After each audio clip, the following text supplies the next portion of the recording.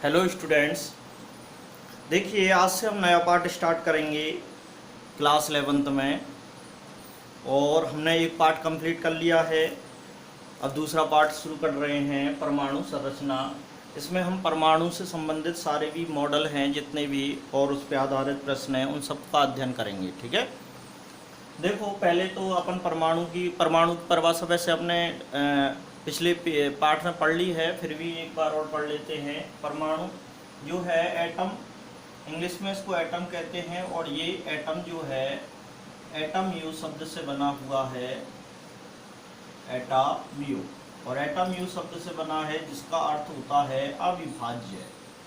क्या होता है भाई? अविभाज्य। यानी कि कोई भी पदार्थ का छोटे से छोटा कण जिसे और अधिक विभाजित ना किया जा सके उसको अपन क्या कहते हैं?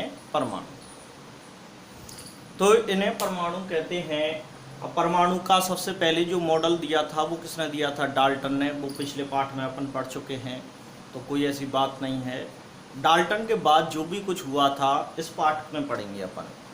ठीक है, तो डाल्टन ने ये बताया था सबसे पहली बात कि भाई के परमाणु अविभाज्य है, इसे विभाजित नहीं किया जा सकता। लेकिन बाद में जब रिसर्च हुई, खोज हुई, ठीक है, तो पता चला कि परमाणु में भी इलेक्ट्रॉन, प्रोटॉन और न्यूट्रॉन उपस्थित होते हैं। ये भी छोटे छोटे कणों से मिलकर बना हुआ है।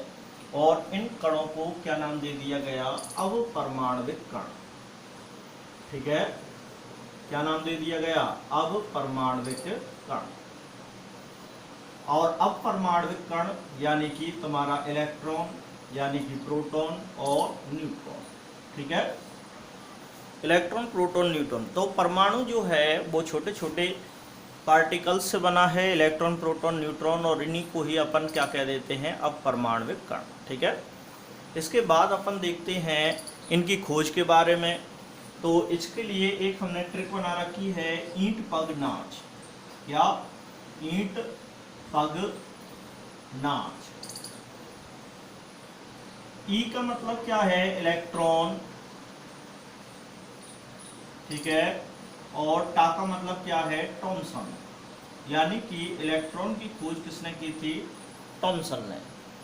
थॉमसन, टॉमसन एक ही मतलब है क्या? नहीं, कंफ्यूज मत हो ना, एक ही मतलब है। पग, पा का मतलब क्या है? प्रोटॉन।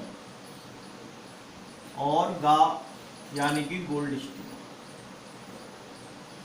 ठीक है, प्रोटॉन की खोज किसने की थी? गोल्डस्टीन ने। नाच, ना का मतलब होता है न्यूट्रॉन। और चा का मतलब होता है चैडविक। ठीक है, न्यूट्रॉन की खोज किसने की थी? चैडविक नामक वैज्ञानिक है। तो ईंट पग नाच, इस तरह से इसको याद रख लेंगे। ठीक है, कोई दिक्कत नहीं आएगी। यहाँ पे तुम कंफ्यूज हो रहे होंगे कि हमने तो अभी तक सर रदरफोर्ड ही पढ़ा था, हैं? यही पढ़ाते हैं 10th लेवल तक, लेकिन इसका असली हकदार कौन है? गोल्डस्टीन ही है। यहाँ से आगे आप गोल्डस्टीन को याद रखना, और यही इसका रियल है। ओके, चलिए आगे देखते हैं इन अपरमाण्विक कणों की खोज किस तरह से की गई थी। तो पहले अपन देखते हैं किसकी खोज करेंगे? इलेक्ट्रॉन की खोज करेंगे भाई। सबसे पहले अपन किसकी खोज करेंगे? इलेक्ट्रॉन की खोज। अब देखते हैं इलेक्ट्रॉन की खोज किस तरह से हुई थी। देखो, इलेक्ट्रॉन की खोज के लिए एक प्रयोग किया गया।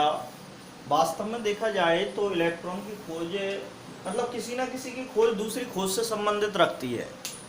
ऐसा नहीं है कि उसके लिए कोई पार्टिकुलर खोज की गई हो सकता है किसी और चीज़ की खोज कर रहे हो और निकल कुछ और आए। ठीक है, तो ऐसे ही यहाँ पे इलेक्ट्रॉन के साथ हुआ था। एक माइकल फेराडे नाम का वैज्ञानिक था, और उसने ये एक कैथोड किरण नलिका ली।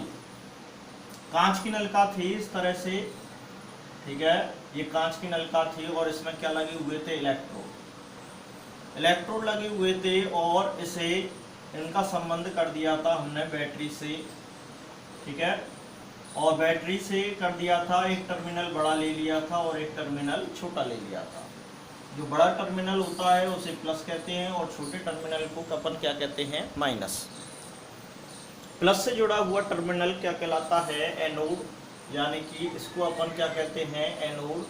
और यहाँ नेगेटिव से जुड़ा हुआ टर्मिनल क्या कहलाता है, एनोड, कैथोड, सॉरी क्या कहलाएगा, कैथोड। तो इस तरह से इस कैथोड किरण एक नलिका थी कांच की, जिसे अपन निर्वातित नलिका कहते हैं, जिसमें वायु की अनुपस्थिति है, ठीक है।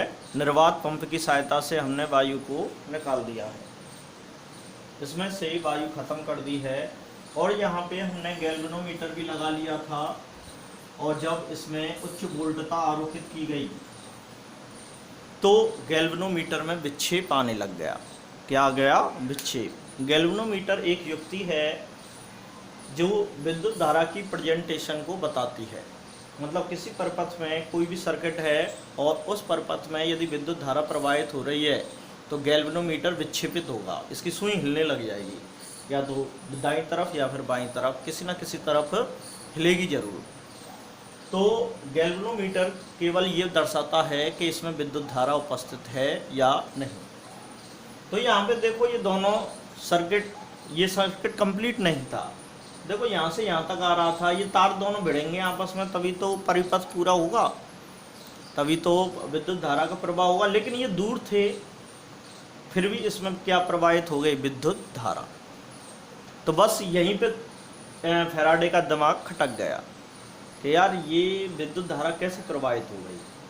हमने तो ये दोनों इलेक्ट्रोड दूर दूर रख रखे हैं, आपस में टच भी नहीं करा रखे, फिर भी ये विद्युत धारा प्रवाहित हो कैसे गई, ठीक है। तो फिर उसने देखा कि यार कुछ ना कुछ तो हुआ है, कुछ ना कुछ तो हुआ है जिसकी सहायता से विद्युत धारा प्रवाहित हुई है। अब क्या हुआ है, कैसे हुआ है, अब इसने एनोड को ले लिया छिद्रयुक्त, एनोड को छिद्रयुक्त ले लिया और पीछे एक स्फुरदीप्ति पदार्थ का लेप करा दिया। स्फुरदीप्ति पदार्थ ऐसे होते हैं कि जिन पे कोई कण गिरता है तो वो चमक उत्पन्न करते हैं, उनको अपन क्या कहते हैं, स्फुरदीप्ति पदार्थ। ओके, तो यहाँ पे स्फुरदीप्ति पदार्थ के रूप में क्या ले लिया, ZnS, जिंक सल्फाइड। क्या ले लिया, जिंक सल्फाइड। और ये छिद्रयुक्त एनोड ले लिया। तो जैसे ही उसने जिंक सल्फाइड का लेप किया वही कंडीशन फिर दोहराई। तो यहाँ से कणों की एक धारा निकली, और कणों की एक धारा निकलती हुई वो किससे जाके टकराने लगी, इससे, जिंक सल्फाइड से, जिससे यहाँ पर लगातार क्या उत्पन्न हो रही थी, चमक उत्पन्न हो रही थी। हालांकि ये देखा नहीं जा रहा था, मतलब ये घटना ऐसी नहीं थी कि जिसे आंखों से देख सकें अपन, कि यहाँ हमें आंखों से दिखाई दे रहा हो कि ऐसे कणों की कोई धारा निकल रही है। नहीं नहीं नहीं, ये तो बस इससे आइडिया लगाया जा रहा था, क्योंकि इस पे लगातार ऐसे बमबारी सी हो रही थी, मतलब जैसे गोलियां चल रही हों इस पे, दगादग दगादग दगादग दगादग, क्योंकि बार बार चमक उत्पन्न हो रही थी, बार बार चमक उत्पन्न हो रही थी। तो इससे ये अनुमान लगाया गया कि कैथोड से कणों की एक धारा निकल रही है और वो लगातार एनोड की तरफ गमन कर रही है। तो इस बात से उसका फैराडे ने सोचा कि यहाँ से जो कणों की धारा निकल रही है उसको उसने क्या नाम दे दिया, कैथोड किरण। क्या नाम दे दिया, कैथोड किरण। अभी इलेक्ट्रॉन नहीं आया है, अभी इलेक्ट्रॉन नहीं आया है, केवल क्या ये हैं, कैथोड किरणें, ठीक है। तो कैथोड किरण की, कैथोड किरण नाम दे दिया फिर इनको। अब क्या हुआ कि जब उन्होंने इस पे आरोपित किए विद्युत क्षेत्र और चुंबकीय क्षेत्र, दोनों को आरोपित करके देखा, तो उसने देखा कि इसका व्यवहार जो है वो किसके समान है, ऐसे पार्टिकल्स के समान है जिस पे क्या उपस्थित होता है, ऋणावेश। और इन ऋणावेशित कणों को क्या नाम दे दिया गया, इलेक्ट्रॉन, ठीक है। तो थॉमसन ने इतना सा कहा था केवल के जो कैथोड किरणें हैं वो ऋणावेशित कणों से बनी हुई है, और उन ऋणावेशित कणों को क्या कह देते हैं, इलेक्ट्रॉन। और इस तरह से इलेक्ट्रॉन की खोज हो गई, ठीक है कि नहीं। तो ये इस तरह से इलेक्ट्रॉन की खोज की गई। तो असली योगदान तो वैसे माइकल फैराडे का ही था, ठीक है कि नहीं। अगर वो इस प्रयोग को नहीं करता तो इलेक्ट्रॉन कभी निकल के नहीं आता। और देखो इसकी बदकिस्मती भी और एक बताता हूँ कि इसने केवल लेप जो किया था वो केवल कहाँ पे किया था, एनोड के पीछे ही किया था। अगर ये मान के चलो कैथोड के पीछे कर देता तो फिर ये प्रोटॉन की भी खोज कर देता, ठीक है कि नहीं। इसने केवल जो पदार्थ लगाया था वो केवल कहाँ पे लगाया था, एनोड के पीछे ही लगाया था, इसने कैथोड के पीछे नहीं लगाया और ना ही इसने टेस्ट किया। फिर इसी प्रयोग को फिर दूसरा वैज्ञानिक ले गया गोल्डस्टीन, और फिर इस गोल्डस्टीन ने कैथोड पे लेप करके ने देखा, तो किसकी खोज हो गई, फिर प्रोटॉन की। तो इस तरह से मतलब कुछ नहीं है कि शुरुआत तो कोई एक करता है और उसका फ़ायदा सब उठाते हैं। तो यहाँ पे बेचारे फैराडे ने काफ़ी प्रयत्न करके ये प्रयोग सक्सेस किया था, लेकिन इसके प्रयोग के साथ साथ अन्य लोग भी उपलब्धियाँ ले गए। तो ये बात हुई तुम्हारी कैथोड किरणों की, ठीक है, समझ गए होंगे। तो कैथोड किरणें स्वयं आँखों से नहीं दिखाई देती हैं, बल्कि इनकी उपस्थिति को स्फुरदीप्ति पदार्थ से देखा जा सकता है, जैसे कि ZNS, और इनका व्यवहार विद्युत क्षेत्र और चुंबकीय क्षेत्र की उपस्थिति में कैसा होता है, ऋणावेशित कणों के समान। और इन ऋणावेशित कणों को क्या नाम दे दिया गया, इलेक्ट्रॉन, ठीक है। तो इस तरह से इलेक्ट्रॉन की खोज हो गई। तो कर सकते हैं भाई। और यहाँ पे एक बात ध्यान रखना कि ये जो कैथोड किरणें उत्पन्न हो रही हैं, ये कैथोड किरणें इस गैस पर निर्भर नहीं कर रही हैं। कैथोड किरणें गैस पर निर्भर नहीं कर रही हैं, मतलब इसमें कोई भी अगर गैस है तो ये उससे उत्पन्न नहीं होंगी। ये किससे उत्पन्न होती हैं, कैथोड से। ध्यान रखना, किससे उत्पन्न हो रही हैं, कैथोड से। तो इस कांच की नलिका में क्या भरा हुआ है, क्या नहीं भरा हुआ है, ये इस चीज़ पे डिपेंड नहीं करती, ठीक है। ये तो केवल कैथोड से डिपेंड करती हैं, कैथोड से उत्पन्न होती हैं और सीधी सरल रेखा में गमन करती हुई किस पे आके टकराती हैं, एनोड से। ओके, तो इस तरह से कैथोड किरण कंप्लीट हो जाती हैं। अब देखते हैं, आगे बढ़ते हैं, अगली हेडिंग देखते हैं, इलेक्ट्रॉन पर आवेश द्रव्यमान अनुपात। इलेक्ट्रॉन पर आवेश द्रव्यमान अनुपात को ज्ञात करने के लिए, अब इलेक्ट्रॉन की खोज तो हो चुकी थी, थॉमसन ने बता दिया था कि जो कैथोड किरणें थीं वो किससे बनी हुई हैं, ऋणावेशित पार्टिकल्स से, और उन पार्टिकल्स को अपन क्या कहते हैं, इलेक्ट्रॉन। अब इलेक्ट्रॉन पर आवेश द्रव्यमान अनुपात ज्ञात किया गया। आवेश को ई से प्रदर्शित करते हैं और द्रव्यमान यानी कि ME, यानी कि M का मतलब मास और E का मतलब इलेक्ट्रॉन, मास ऑफ इलेक्ट्रॉन। और इस टोटल पूरी राशि को अपन क्या बोलेंगे, आवेश द्रव्यमान अनुपात, ठीक है। तो आवेश द्रव्यमान अनुपात ज्ञात करने के लिए उसने एक चकती ली और इस चकती को इस तरह से, और फिर एक छिद्र युक्त एनोड लिया जिसमें एक बारीक सा छिद्र था। चलिए, तो यहाँ पे अपन देखते हैं, ये तो क्या था तुम्हारा एनोड, और ये क्या था तुम्हारा, सॉरी उल्टे कर दिए मैंने, इसको बड़ा कर देता हूँ। ये तो क्या था तुम्हारा माइनस, और ये क्या था प्लस, यानी कि ये तो क्या था तुम्हारा कैथोड, और ये क्या था एनोड, ठीक है। अब ये एनोड और कैथोड, यहाँ से कणों की धारा निकलेगी, जब उच्च वोल्टता आरोपित करेंगे, जब निकलेगी, सीधी सी बात है, और निकलेगी तो इस छिद्र में से होती हुई आगे की तरफ जाएगी। मतलब ये छिद्र इस वजह से था क्योंकि ये जो कैथोड किरणें निकलेंगी वो एक किरण का रूप धारण कर लें, मतलब केवल एक ही किरण बाहर की तरफ निकले और सारी किरण जो हैं वो रुक जाएं।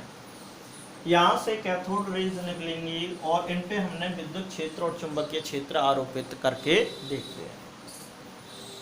तो पहले अपन विद्युत क्षेत्र आरोपित करते हैं, एक को ले लेते हैं प्लस और दूसरे को अपन ले लेते हैं माइनस, ठीक है। और यहाँ पे हमने एक प्लेट ले ली और इस प्लेट पर हमने ZNS का लेप कर दिया, ठीक है। किसका लेप किया हुआ है इस पे, ZNS, जिंक सल्फाइड स्फुरदीप्ति पदार्थ है जिससे हमें विक्षेप की पता लग जाएगी। तो जब ये ZNS से जाके टकराएगी, तो हमने जब केवल विद्युत क्षेत्र लगाया है तो ये कहाँ जाके टकराती है, बिंदु ए से। तो ये कहाँ जाके टकराती है, बिंदु ए से, बिंदु ए से टकराती है। अब हमने कब? जब केवल विद्युत क्षेत्र लगाया जाएगा। और जब हम विद्युत क्षेत्र को नहीं लगा रहे, केवल चुंबकीय क्षेत्र को लगा रहे हैं, तो ये देखो मैंने केवल चुंबकीय क्षेत्र आरोपित किया, एक को N और एक को S। ठीक है, यहाँ पर N है और S है, इसको हटा लेता हूँ। ठीक है, जब केवल चुंबकीय क्षेत्र को लगाया तो चुंबकीय क्षेत्र को आरोपित करने पर ये विक्षेपित होकर कहाँ टकराती हैं? बिंदु C से। कहाँ टकराती हैं? बिंदु C से। और यदि इन पे दोनों क्षेत्रों को संतुलित मात्रा में आरोपित कर दिया जाए, ठीक है, संतुलित मात्रा में आरोपित कर दिया जाए तो ये बिंदु B से टकराती है। ठीक है, सीधी सरल रेखा में गमन करती हुई कहाँ पर जाकर टकराएंगी? बिंदु B से। तो इस तरह से ये वाला जो प्रयोग था ये थॉमसन ने दिया था, और ये पूरी प्रक्रिया जो हो रही थी एक विशेष प्रकार की कैथोड किरण नलिका में हो रही थी। इस तरह से काफ़ी बड़ी नलिका थी और उसमें करवाई जा रही थी ये पूरी प्रोसेस। तो यहाँ से कैथोड किरणें उत्पन्न हुई और यहाँ एनोड के क्षेत्र से गुजरती हुई विद्युत क्षेत्र और चुंबकीय क्षेत्र के संपर्क में आती हैं। और जब केवल विद्युत क्षेत्र आरोपित किया जाता है तो ये बिंदु B से, और जब केवल चुंबकीय क्षेत्र आरोपित किया जाता है तो बिंदु C से, और जब विद्युत क्षेत्र और चुंबकीय क्षेत्र दोनों आरोपित किए जाते हैं तो ये बिंदु B से टकराती हैं। ठीक है, तो इस तरह से इन विक्षेपों के आधार पर, अब देखो इसकी कोई डेरिवेशन तो दी नहीं, और पहले वास्तव में डेरिवेशन थी भी पुराने जो सिलेबसों में जब हमने पढ़ा था, और जब उस समय इसकी डेरिवेशन भी थी। लेकिन अब तुम्हें डेरिवेशन याद नहीं रखनी है, केवल तुम्हें इतना सा ही याद रखना है कि इस तरह से ये विक्षेपण हुआ था, और इन विक्षेपों के आधार पर इलेक्ट्रॉन के आवेश द्रव्यमान अनुपात का मान दे दिया गया 1.7588 गुणा 10⁻11 कूलाम प्रति केजी। कितना दे दिया? कूलाम पर केजी। तो तुम्हें केवल ये मान याद रखना है। ठीक है, और ये प्रयोग ध्यान रखना है। और किसने दिया था? थॉमसन ने। तो केवल तुमसे जब भी पूछा जाए कि इलेक्ट्रॉन का आवेश द्रव्यमान अनुपात कैसा होता है, ये होता है 1.7588 गुणा 10⁻11 कूलाम प्रति केजी। इसकी यूनिट है कूलाम प्रति केजी। तो इस तरह से हम इसके आवेश द्रव्यमान अनुपात को ज्ञात कर लेते हैं। ठीक है, कोई दिक्कत नहीं है, तो इतना तुम कर सकते हो। चलिए आज के लिए इतना ही काफ़ी है, इससे आगे अपन नेक्स्ट वीडियो में लेंगे। तो आज हमने इलेक्ट्रॉन की खोज कर ली और उस पर आवेश द्रव्यमान अनुपात को ज्ञात कर लिया। ओके, चलिए